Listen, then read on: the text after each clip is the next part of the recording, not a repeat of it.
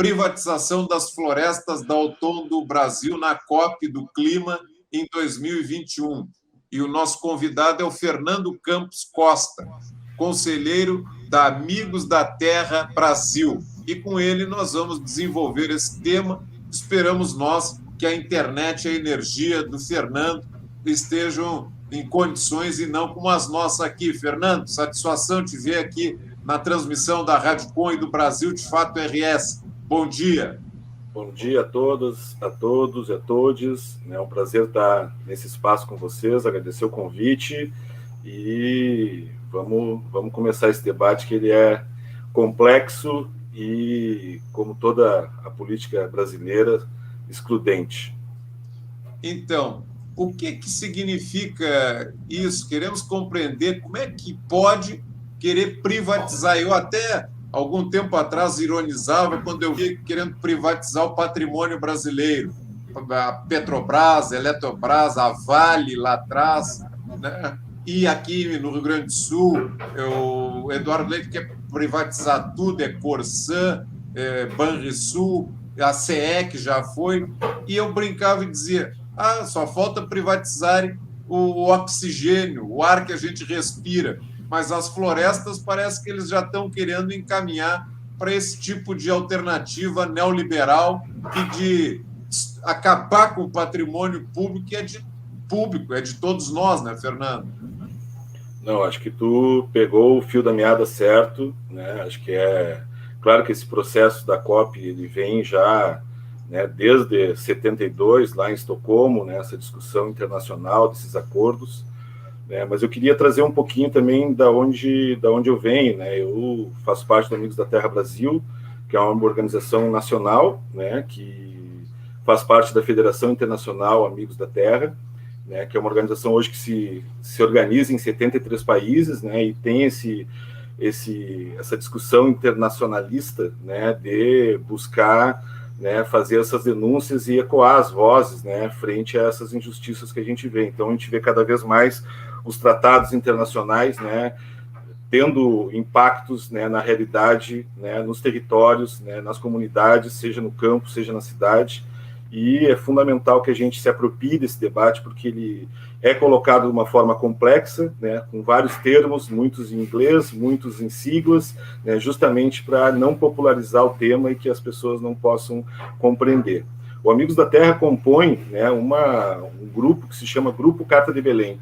O Grupo Carta de Belém, desde 2009, faz essa análise crítica desse processo, né, e faz um processo de discussão com os principais movimentos sociais no Brasil e organizações, né, trazendo, né, uma visão crítica desse processo, né, dessa financiarização da natureza, né? Então, como é que a natureza vem sendo financiarizada?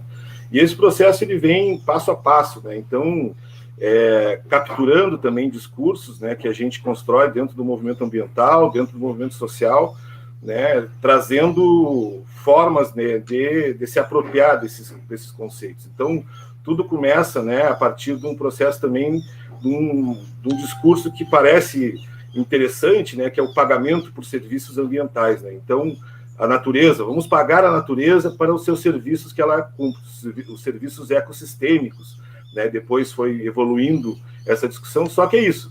A natureza não tem conta bancária, a natureza, né, tem uma tutela, né, colocada no Estado, e a gente sabe que isso, né, essa crítica à carbonização do ambiente, então eles criam essa métrica do carbono, ou seja, uma forma de medir poluição a partir do carbono, como se fosse a única questão em debate, né, e dessas injustiças que levam, né, ao desmatamento, às emissões, né.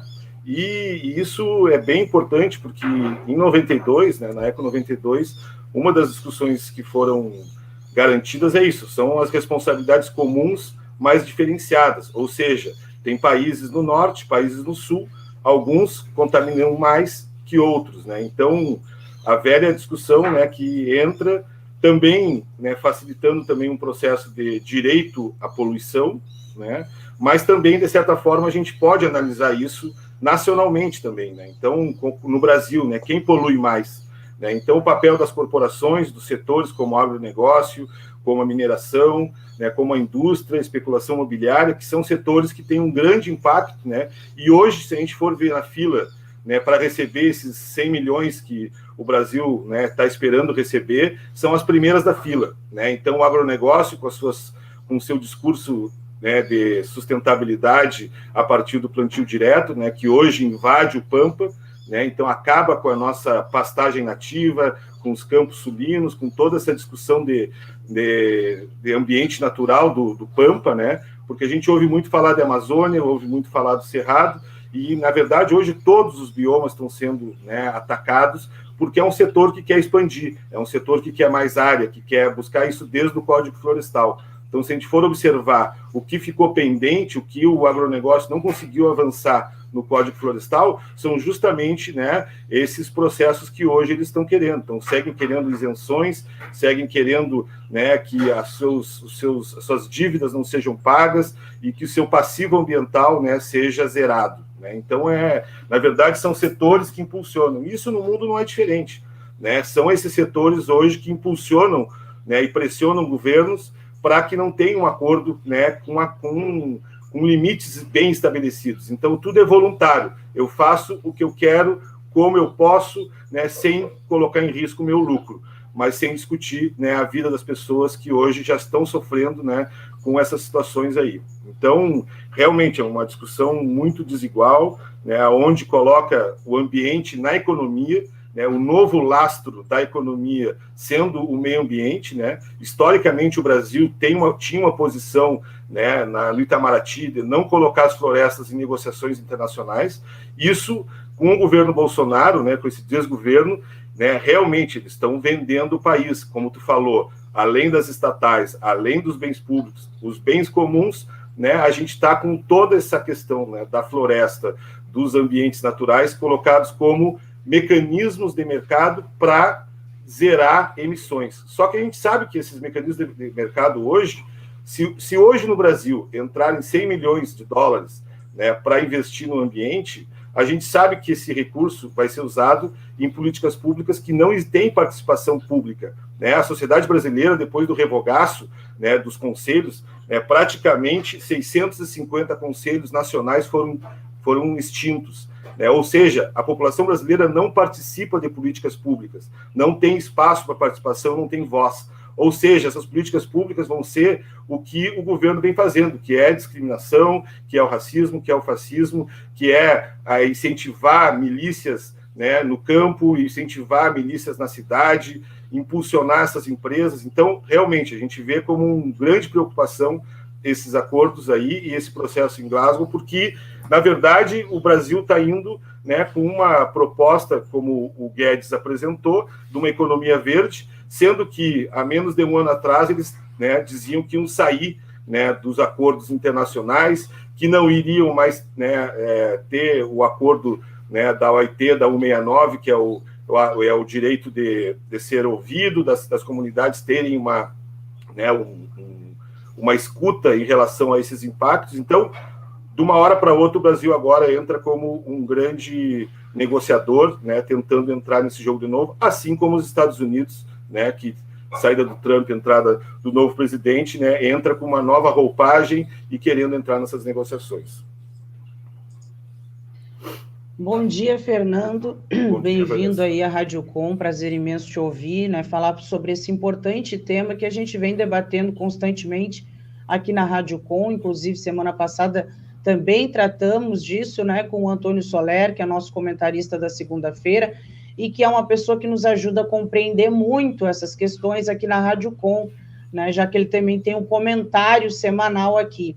Mas tu tocou em várias questões extremamente relevantes, e uma delas, obviamente, é a falta, né, de políticas públicas para a preservação do nosso meio ambiente como um todo, né? A gente sabe o quanto a gente vem sofrendo, né, com tudo isso. Eu queria que tu falasse um pouco sobre como isso impacta, né, as florestas e outras questões também relacionadas ao meio ambiente, essa falta de políticas públicas que a gente vem percebendo, né, na prática, inclusive, nesses últimos anos de governo, principalmente aí do Bolsonaro, como tu bem disse. Como isso vem impactando as florestas, né, e outras questões que tu queira também destacar, bem como outras questões levantadas aí pelo Amigos da Terra, um importante trabalho que vocês fazem de análise de várias questões, né, não somente das florestas. Então, Vanessa, realmente a gente vem fazendo, tanto no Amigos da Terra quanto no Grupo Capitã de Belém, né, como tem acontecido, né, essa privatização dos bens comuns. E no Brasil, há pouco tempo, ainda, né, com o ministro o Salles, né, ele ainda encaminhou esse projeto, né, essa iniciativa de aluguel de parques públicos, né? Então, os parques públicos hoje, né, viraram mercadoria, né, e principalmente na Amazônia, né, parques de extrativismo com comunidades dentro, com povos indígenas, povos tradicionais, com quilombolas, vem sendo privatizado, né, sem nem ao menos as famílias receberem uma comunicação, saber. Então, empresas como Coca-Cola, Heineken e outras, né, que são historicamente, a gente sabe dos interesses dela, né, vêm se apropriando desses espaços. E o maior problema disso, né, é que a gente vê que a principal função desses parques não é garantida por essas privatizações, né? Então, esses parques têm uma função de conservação, tem uma função de estudos, de pesquisa, de buscar entender, né, as reações do ambiente natural, né, e como podemos proceder para garantir, né, que esses espaços continuem vivos. Mas antes disso mesmo, a gente já discutia, porque muitas dessas reservas, muitas vezes, né, foram criadas justamente para excluir os povos que viviam nela. Então, essas reservas nem sempre foram, né, um processo, né, bem dialogado ou construído, né? Então, a gente vê que isso, muitas vezes, não era uma reserva ambiental, mas sim uma reserva de mercado. Aquele ambiente estava lá preservado, guardado, porque algo tinha ali embaixo. Então, a gente tem vários históricos de reservas que foram subtraídas, tiradas, porque encontrou-se mineração embaixo, porque queria-se fazer uma barragem, uma hidrelétrica, né? Temos vários casos aí que a gente pode elencar, né, de situações onde foi flexibilizado, né, uma coisa que foi criada para justamente preservar esse ambiente. Então, isso não só, né, uma iniciativa do governo, mas também financiada pelo BNDES, né? Então, ou seja, quem quiser alugar um parque não precisa nem ter dinheiro, é só pegar o financiamento, né, e fazer isso com dinheiro público. Ou seja, essa mesma política que não quer o Estado, que quer um Estado mínimo, né, ela quer o recurso do banco público, ela quer, né, é aquela ideia, a gente privatiza o lucro, né, e estatiza os prejuízos, né? Então, todos os prejuízos são colocados. Isso a gente pode ver muito bem também no agronegócio, né? O agronegócio hoje não paga imposto, né? O agronegócio não paga, né? O agrotóxico não paga imposto, a exportação não paga imposto, e a gente vive com um setor, né, que, na verdade, é um sanguessuga, porque além desse recurso não aparecer, né, ele ainda é usado, né, como argumento, né, para defender uma classe, né, um setor, né, que muitas vezes viola direitos, historicamente viola direitos.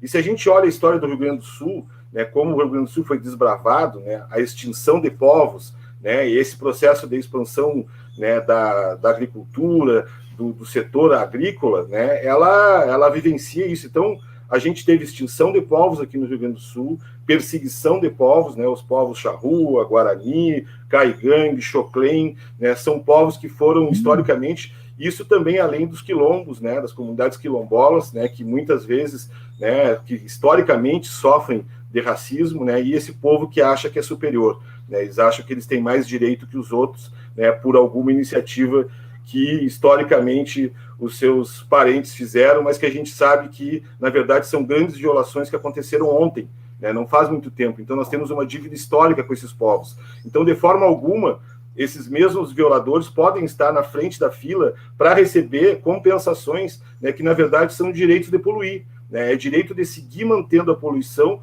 compensando, né, com esse trabalho bom né, das comunidades indígenas, das comunidades quilombolas, muitas vezes, né, da agricultura familiar, da agroecologia. Então, na verdade, a ideia é mais uma vez se apropriar, né, das soluções dos povos, né, impondo soluções de mercado, né, e financiarização dessa natureza. E uma outra questão que chama a atenção nessa questão da privatização é porque, normalmente, quando se fala de privatização e se fala também da relação sul-norte, a gente sabe que tem países que são satélites, que são os países onde o capitalismo está lá para adquirir o patrimônio daqueles que seriam as colônias dele, como é o caso dos países periféricos. Bom, o Brasil, ele atualmente está sendo jogado pelo atual governo nessa condição, mais uma vez, ser um produtor simplesmente de matéria-prima que vai para a Europa, para os Estados Unidos, para a Ásia, para ser beneficiado. Como é que fica na questão das florestas, Fernando? Porque a gente sabe que a floresta amazônica, ela é o pulmão, dizem que é o pulmão do planeta, mas tem na Alemanha a Floresta Negra. Como é que é a relação? Porque a Alemanha é um dos países capitalistas centrais. O Brasil é país periférico, né? Então, como é que é essa relação? O tratamento que é dispensado para a Floresta Negra na Alemanha é o mesmo que é dispensado para o Brasil? Ou seja, a Amazônia é vista como simplesmente uma matéria-prima gigantesca que eles podem apropriar, e a Floresta Negra, que é de um país central do capitalismo, é tratada de forma diversa? Então, Regis, a gente sabe que, né, a legislação no Brasil, muitas vezes, ela tem, né, nós temos legislação para tudo, né? Então, assim, realmente tem várias legislações e algumas delas bem evoluídas. O problema é que a gente vive uma flexibilização, né? Haja visto, né, o que está acontecendo no governo do Estado, que foi a flexibilização do Código Ambiental, né? Então, o autolicenciamento, né, pelas empresas, como se elas tivessem um bom histórico de licenciamento ambiental. A gente vê, né, que a legislação dos agrotóxicos foi mudada também para agradar ao agronegócio. Então, a gente vê que os setores, né, mesmo tendo uma lei que restrinja usos, que garanta as formas de existência desses espaços, a legislação, né, não garante, né? Então, muitas vezes, esses lobbies, se a gente olhar hoje, né, tanto no governo federal, no governo estadual, né, a gente vê essas iniciativas tanto dos agrotóxicos como da legislação ambiental, né, e assim como no municipal, se a gente olhar Porto Alegre, Pelotas, né, as iniciativas que estão sendo propostas, hoje está lá, né, o Leite e o secretário aqui do Meio Ambiente aqui de Porto Alegre estão lá em Glasgow tentando vender, né, cidades, né, com vídeos, né, produzidos, né, tentando mostrar, né, o que nós temos a oferecer, mas não de uma forma de mostrar essa cultura, essa realidade. E se a gente olhar esses vídeos, tem muitas mentiras, coisas que nem em projeto ainda estão, que não foram apresentados à sociedade e que eles estão, né, impulsionando, tentando fazer um fato consumado, né, como se a proposta política deles fosse a solução. Então, acho que esse processo todo são muitas falsas soluções, né, e a gente vê também um setor, né, que é um setor que discute ambiente, mas que, né, tem uma relação íntima com as corporações. A gente está voltando agora, né, o Amigos da Terra estava presente, né, na Suíça, né, no encontro da ONU, né, trabalhando um tratado vinculante sobre direitos humanos e empresas internacionais, que é um tratado que visa, né, responsabilizar as empresas e ter um fórum internacional que pudesse responsabilizar empresas, como empresas petroleiras, como empresas do agronegócio, que têm, né, processos nacionais que muitas vezes não dão em nada, né? A gente não consegue responsabilizar as empresas porque o seu capital é externo, porque elas trocam de país, trocam de nome, né? Então, é isso, é uma dificuldade desse tema, a responsabilização das empresas, e esse tratado vinculante trata disso, né? E é uma campanha global que a gente faz parte, que se chama Desmantelar o Poder Corporativo e, por fim, a Impunidade, né? Então, é muito importante que a gente entenda, a gente fala das partes, né, dos países que estão lá presentes, mas a gente sabe que esses países são pressionados, existe uma coisa que a gente chama de captura corporativa, né, e que, inclusive, a ONU sofre dessa captura corporativa, porque, na verdade, esses países são pressionados, se a gente olhar o caso do Brasil, são pressionados por corporações. Então, o Brasil hoje é pressionado pela mineração, pelo agronegócio, que decidem os rumos do país. E assim são outros países também, que vão para esses encontros com a pauta não da população, mas dessas corporações. Quem está decidindo esses rumos são corporações muito poderosas que estão lá. Então, realmente importante que a gente consiga enxergar o que está por trás, né? Hoje são o que colocam na frente para a gente enxergar, na verdade não é. Então a gente tem que sempre que tentar olhar aquela coisa, visão além do alcance. A gente tem que tentar olhar o que está por trás e sempre cuidar muito os termos, né? Muito desses conceitos, né, foram trabalhados por bancos, Banco Mundial, o BID, o Banco Internacional de Desenvolvimento. Então são bancos que têm, né, linhas de financiamento e principalmente de seguros, né, porque também essa questão climática traz uma preocupação, né, às seguradoras. Então, muitas vezes também como a gente vai, né, não ficar responsável pelas catástrofes ambientais, né? Então, é realmente uma situação. E aí a gente vê do outro lado, né, realmente as populações urbanas, periféricas, que hoje são, né, que estão em risco, né? Então, quando a gente tem eventos extremos, os calor, as grandes chuvas, os deslizamentos, que são essas comunidades que estão em regiões sem infraestrutura, né, que hoje, né, voltam ao mapa da fome, né? Então, num país que se coloca como produtor de alimentos, tem um país que sofre com falta de alimentação, né? E a soberania alimentar, né, que é um princípio cunhado pela via campesina, né, que é fundamental para a gente entender, né, e que muitas vezes a gente só ouve falar de segurança e insegurança alimentar, né, mas o conceito de soberania alimentar traz um conteúdo muito mais importante, que é a autonomia dos povos, né? A gente não tem que depender que uma empresa venha, né, e dê comida para o nosso povo.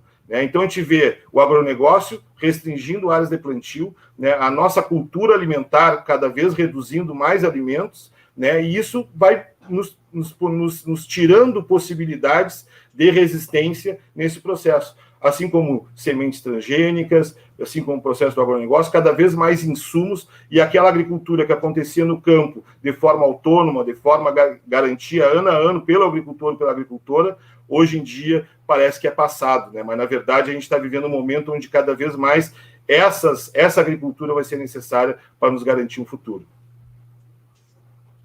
Fernando, quando a gente faz esse tipo de debate aqui na rádio, né, a gente fica extremamente reflexivo, porque percebe o quanto aí todos esses ataques, eles impactam não somente o futuro, né, da nossa humanidade como um todo, porque a gente sabe da importância da preservação do meio ambiente como um todo, para que a gente tenha também qualidade de vida, né, mas, enfim, a gente fica pensando, tu enxerga alguma alternativa, Fernando, visto que infelizmente, os nossos governos que deveriam estar empenhados em ter um cuidado, em investir em políticas públicas para a preservação de tudo isso, não estão cumprindo seus papéis, né? E quem está fazendo esse trabalho muitas vezes são os movimentos sociais, algumas outras instituições não governamentais, mas essas entidades, elas têm força para fazer o quê neste momento? Porque se a gente depender diretamente, né, do empenho desses governos,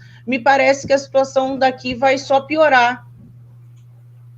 Não, sem dúvida, Vanessa, a situação que a gente vive hoje é bem crítica, porque realmente a gente não tem, né, o Estado brasileiro está capturado, né? Então, a gente, como eu falei, tanto no município quanto no Estado, federal, a gente tem uma dificuldade muito grande e portas fechadas, né? Então, acho que, né, o companheiro Soler aí do CEA aí também, né, faz parte da APEDEMA, a gente também compõe a APEDEMA, que é a Assembleia Permanente de Entidades de Defesa do Meio Ambiente, que é um movimento ambiental gaúcho, né, historicamente se posicionando e construindo laços com a sociedade, e que nesse momento a gente vê que a gente, né, a dificuldade de incidir na política, mesmo participando de conselhos, tentando e brigando pelos conselhos, a nossa voz é abafada, né, e a gente não é ouvido e muitas vezes, inclusive, ironizado e tirado para louco. Então, a gente realmente acha muito importante que a sociedade, é isso, a consciência, e muitas vezes a gente vê esse discurso ambiental, né, tentando não se envolver em política, um discurso,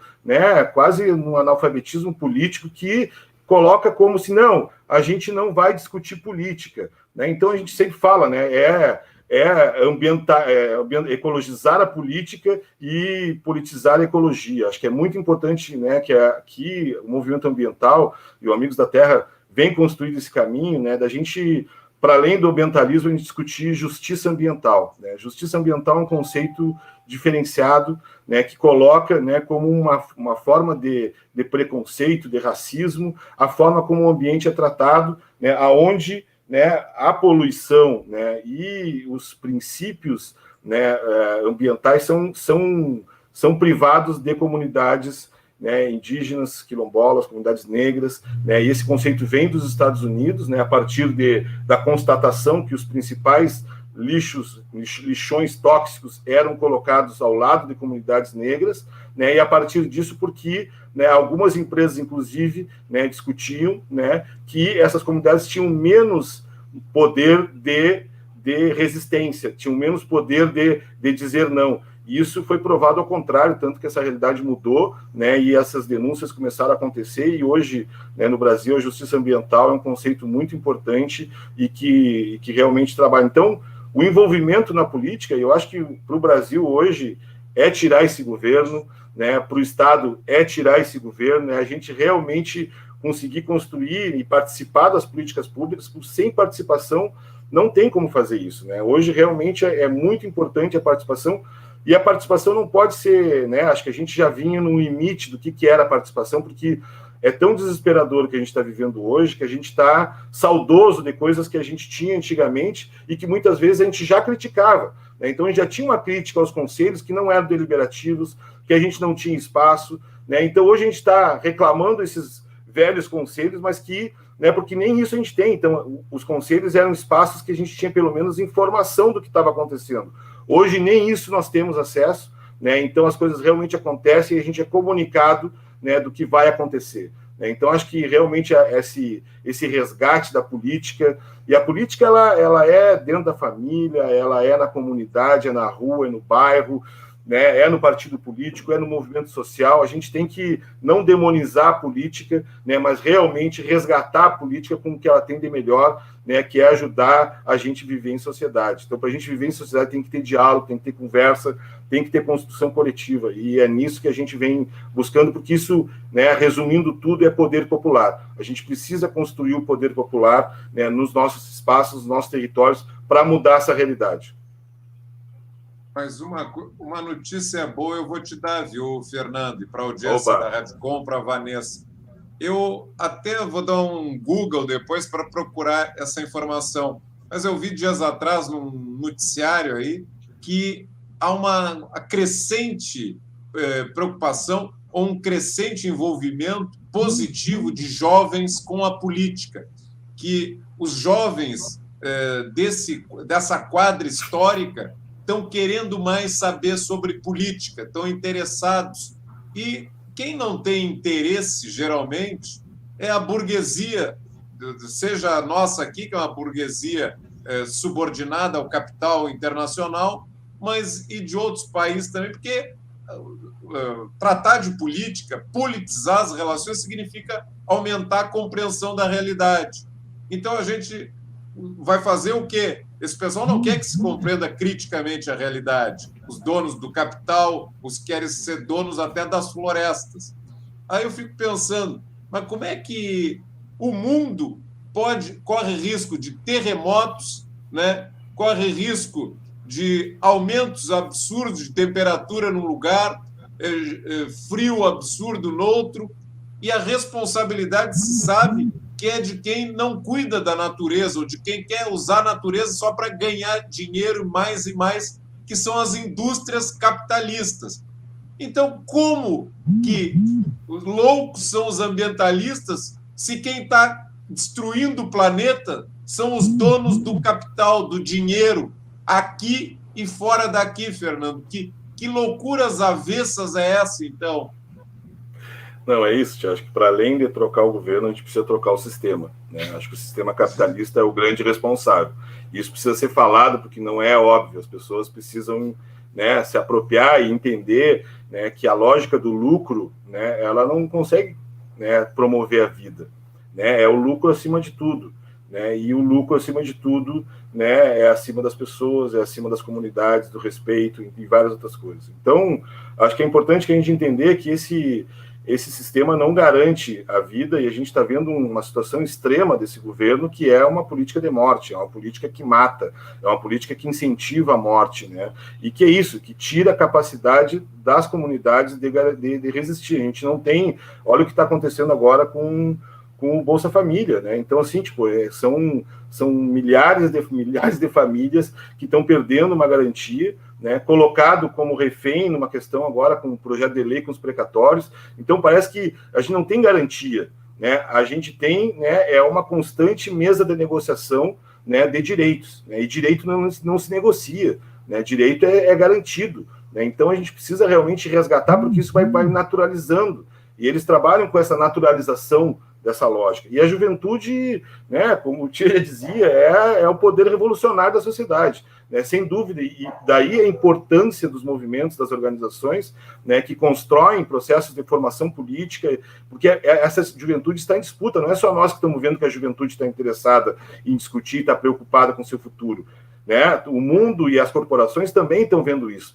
Então, se a gente olhar aqui no Rio Grande do Sul, né, a gente tem um setor que é o setor da celulose, né, que hoje é comandado pela CMPC, que é uma empresa, né, de celulose chilena, né, com um histórico, né, com a ditadura militar, e que hoje não é à toa que está se impulsionando no Estado, porque tem esses laços com a ditadura, com a falta de democracia. Esse setor hoje, né, ele tem projetos de educação ambiental, né, e aí o Soler pode trazer muito mais informações aí em relação à educação ambiental e como isso lesa, né, uma formação, né, e a gente vê escolas onde uma empresa que produz eucalipto, que suga água, que seca territórios, falando para as crianças fechar a torneira na hora de escovar os dentes, né? Então é uma hipocrisia total, é uma falta de... E a gente, às vezes, as pessoas acham, pelo menos estão fazendo alguma coisa com as crianças. Não!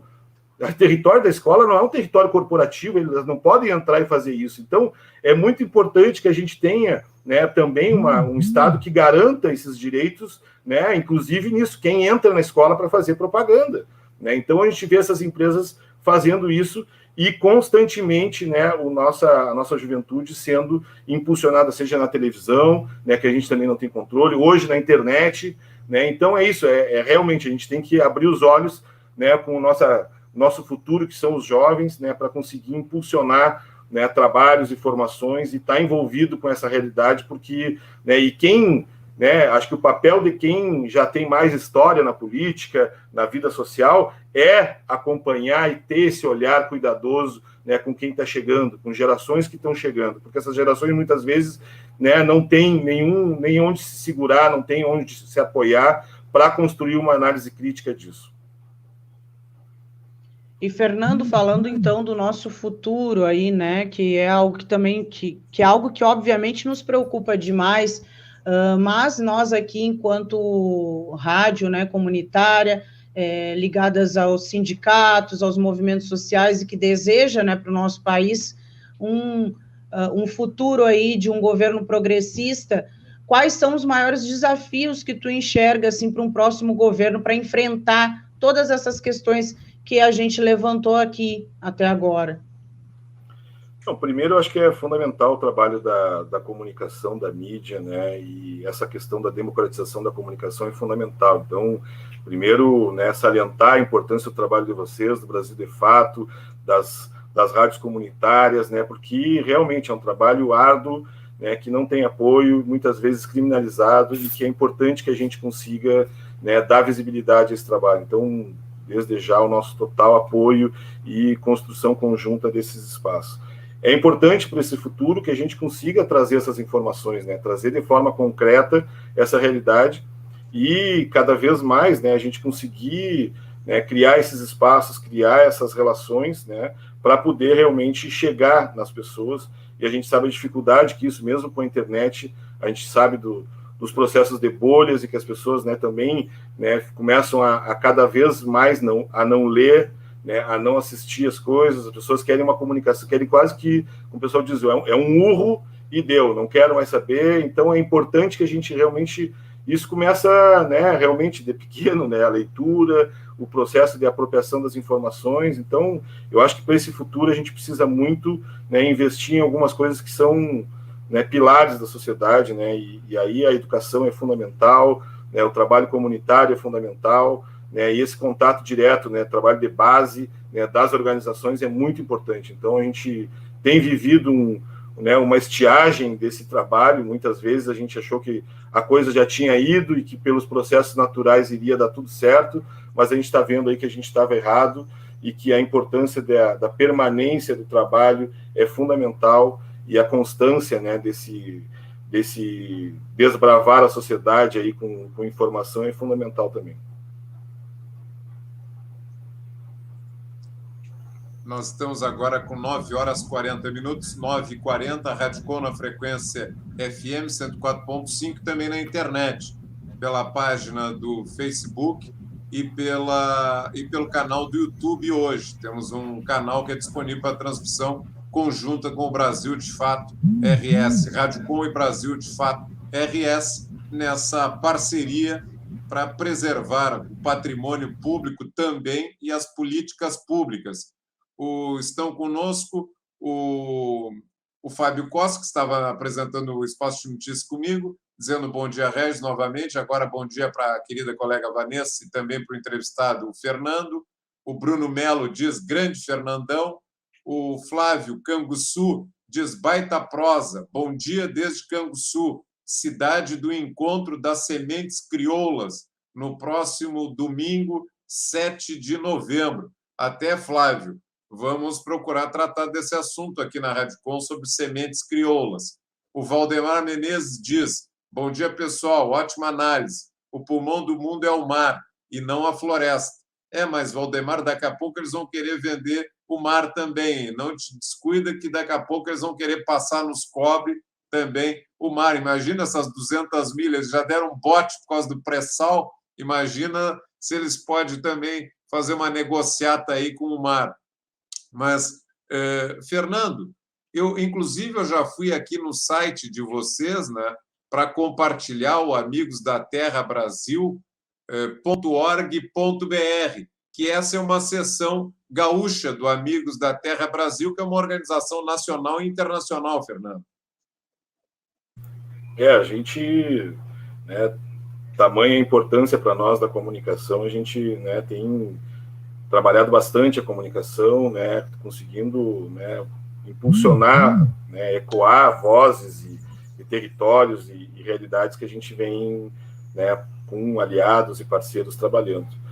Acho que isso que tu colocou agora, essa questão do mar já está, né? O governo brasileiro disse que estava levando a floresta, né, a floresta amazônica e a maior extensão de mar, né, do país que tinha a maior extensão de mar. Então, isso está colocado.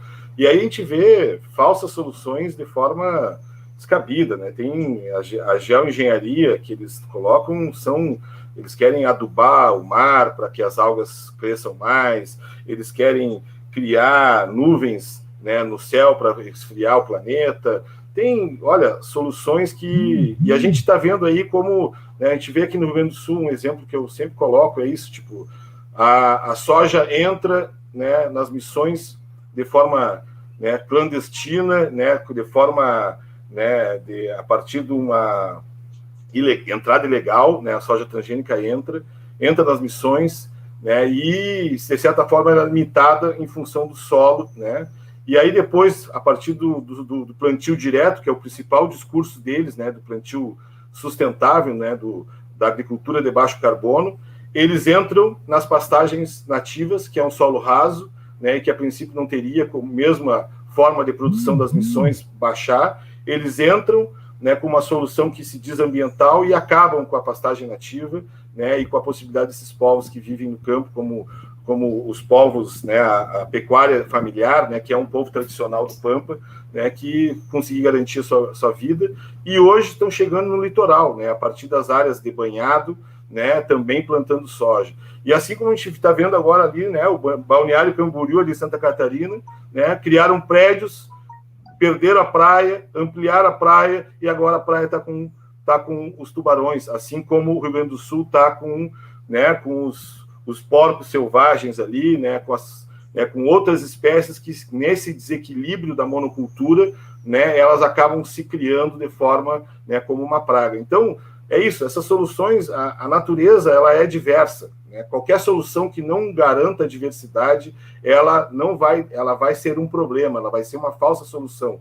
E nisso, quem tem o conhecimento hoje, né, são os povos tradicionais, né, são os povos indígenas, quilombolas, que têm esse conhecimento, e se a gente olhar os territórios, são os territórios melhor preservados, né? Essa ideia de natureza intocável também é um erro, porque a natureza não vem do nada, né? O manejo da natureza, né? E aí o homem, a mulher, né? As famílias, né? É uma garantia, né? de conseguir, né?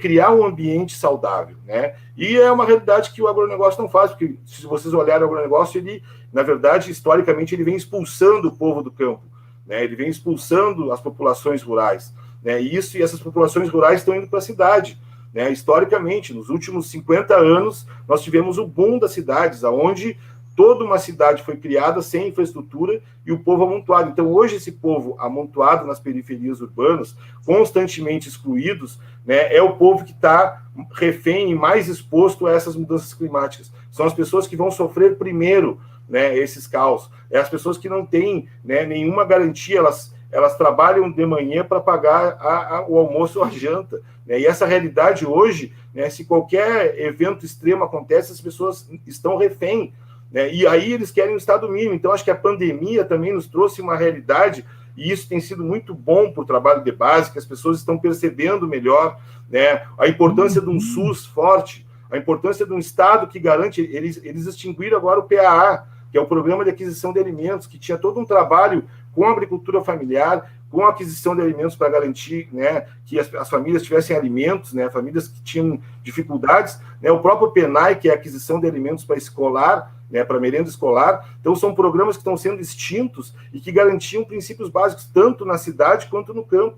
Tanto garantia que as famílias pudessem produzir e ter uma compra, né, justa, como as pessoas que estão... Imagina tu saber hoje que o teu filho só come produtos industrializados, que cada vez tem menos nutrientes, que cada vez tem menos garantia, né? E hoje se fala em imunidade, hoje se fala, né, em lavar as mãos, as pessoas não têm água, se fala em ficar em casa, as pessoas não têm casa, né? Então, acho que a realidade de um Estado que garanta direitos é fundamental, e acho que a pandemia nos trouxe, né, para quem, de certa forma, estava nessa cúpula, principalmente essas classes mais altas, né, da importância disso, porque não tem para onde escapar. Todos vamos sofrer, né, alguns primeiro, né, e com certeza a vida vai ficar insustentável nas cidades de forma muito rápida, né? Os refugiados climáticos, né, a falta de comida pelas dificuldades climáticas. Então, realmente é isso. Não tem plano B, não tem país, não tem, né, outro planeta para nós. É aqui, e isso é que nós temos que lutar por ele.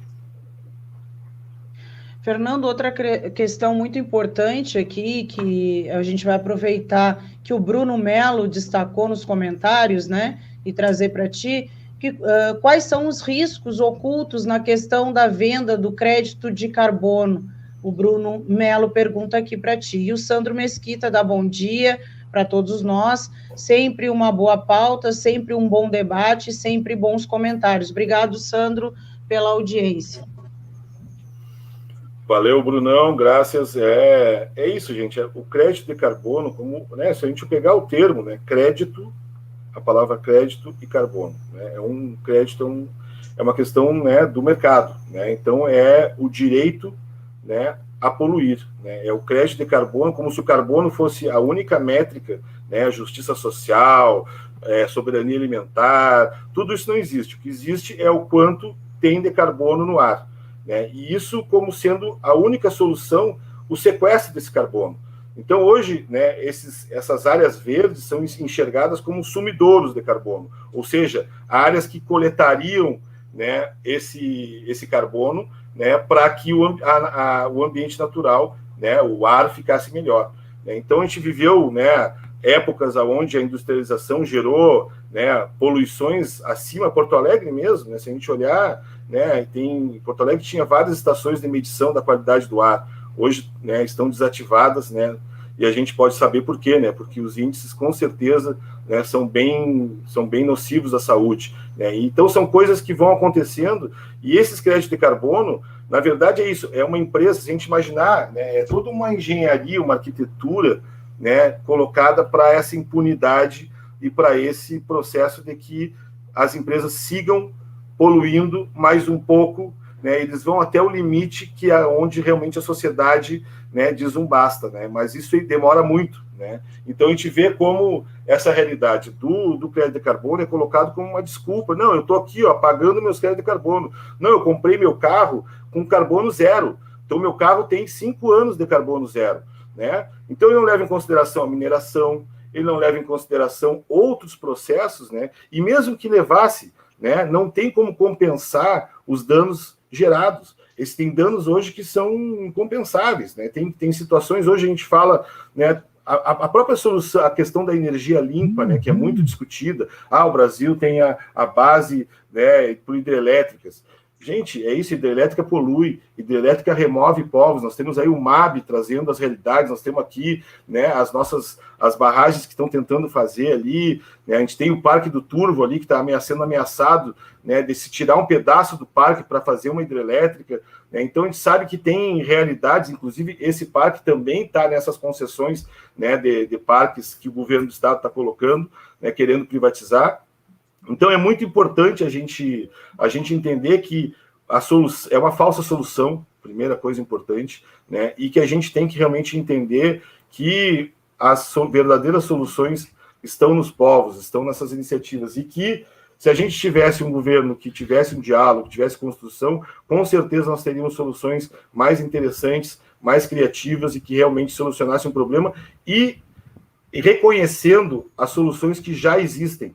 Tem solução. Então, a agroecologia é uma solução que já existe, né, já está comprovado, inclusive já vem sendo capturado, né, já tem empresas capturando o processo da agroecologia, né, já tem uma luta dos movimentos sociais hoje para garantir que a agroecologia siga sendo dos povos e não seja capturado por empresas, né, como a Bayer, como a Monsanto, como todas as empresas hoje que tentam, né, esses sistemas alimentares serem capturados. Então, né, além da COP, né, a gente tem, né, a Conferência das Partes da Biodiversidade, que fala de sistemas, né, da agrobiodiversidade, né, que é outra conferência que acontece e que se une à Conferência do Clima, de certa forma, né, para poder, né, com um discurso de soluções conjuntas. Então, é muito importante sempre a gente ligar, né, a agricultura, e não só no campo, na cidade também. Hoje em dia a gente tem iniciativas de agricultura na cidade que também, né, trazem realidades, mas toda essa discussão, gente, sem justiça social é impossível. A gente não tem como falar para as pessoas preservar o meio ambiente quando as pessoas estão preocupadas com o almoço. Né? Hoje no Brasil, né, e aí vou salientar uma iniciativa do Movimento Trabalhadores Sem Teto, né, que da Cozinha Solidária, que hoje garante, né, um prato de comida ali na Zenha para trabalhadores informais, para a população de rua. É isso, é o povo da periferia vindo para o centro trabalhar, né, uberizado, precarizado, muitas vezes passa o dia sem comer para poder garantir levar para casa, né, algum recurso, né, e a gente está nessa luta com solidariedade de vários movimentos, como o MST, MPA, né, construindo com a gente, né, a possibilidade da gente garantir esse prato de comida, né, e que a gente viu aí, né, a remoção pelo governo federal, a justiça também, né, decidindo pela fome, né, dizendo que o governo do estado se propondo a iniciativas e não cumprindo, né? Então a gente tem hoje o governo do estado que propôs que daria alimentação e que não está dando, e é isso, eles falam, não, em 2 semanas nós vamos começar a distribuir, né? 2 semanas passaram e eles não estão distribuindo, e a fome não espera, quem tem fome tem pressa, e é isso, a gente está nessa solidariedade conjunta, né, para que a gente sabe, né, que a fome ela é o maior ato de terrorismo, né? Então é um futuro comprometido. A gente tem mães, né, grávidas em gestação que sabem a importância de um prato de comida e que isso pode garantir o futuro de uma criança. A gente sabe que as crianças estão em casa, né, numa situação precária, sem comida também, e que isso, né, compromete o desenvolvimento, né, inclusive, né, de pensamento, de desenvolvimento, né, de futuro mesmo, né, gente? né? Então é isso, essa coisa é colocada como, não, vamos esperar, vamos ver o que vai acontecer agora em Glasgow, vamos ver o que vai acontecer agora lá na ONU, vamos ver o que o governo vai decidir. Não dá tempo, gente. Então, assim, a sociedade precisa se unir, a gente precisa realmente, né, quem tem alguma consciência, precisa se unir, precisa somar, colocar algumas divergências de lado, né, construir processos de construção, né, ir para a rua, né, nós temos aí dia 13 agora colocado, é fundamental que o pessoal vá para a rua, né, e que a gente consiga, né, mostrar, porque é isso, sem povo na rua nós não vamos mudar essa realidade, não vai ser no Congresso que vai mudar com o Centrão, não vai ser, né, na Câmara de Vereadores, mesmo aqui em Porto Alegre com a bancada negra, fazendo uma diferença fundamental, né, com jovens na política também, mas é isso, gente, eles, sem apoio da população, não conseguem fazer. A gente precisa dar o nosso recado na rua, né, com todos os cuidados, usando máscara, álcool gel, mas a gente precisa ir para a rua, a gente precisa mostrar essa indignação. Não dá mais, gente. A situação está comprometendo o futuro de várias pessoas, e esse futuro aí não, né, mesmo a gente vendo às vezes uma possibilidade, alguma coisa, alguma luz no fim do túnel, hoje em dia essa luz a gente pode ter certeza que é um trem vindo. Não é uma realidade para mudar se a gente não incentivar e não for para a rua. Então é fundamental povo na rua, gente. E uma outra questão é que normalmente o Brasil tem uma disposição muito grande. Nós sabemos, tu, a Vanessa, a audiência da Rádio Com, que é uma audiência diferenciada, de fazer a chamada vira-latice, termo cunhado pelo grande escritor brasileiro Nelson Rodrigues, para uma parcela de brasileiros sempre achar que na Europa tudo é melhor do que aqui, nos Estados Unidos tudo é melhor do que aqui, e até já quem está se voltando para a Ásia agora e achando que a China tem que vir aqui e pegar nossas estatais e sair engolindo todas.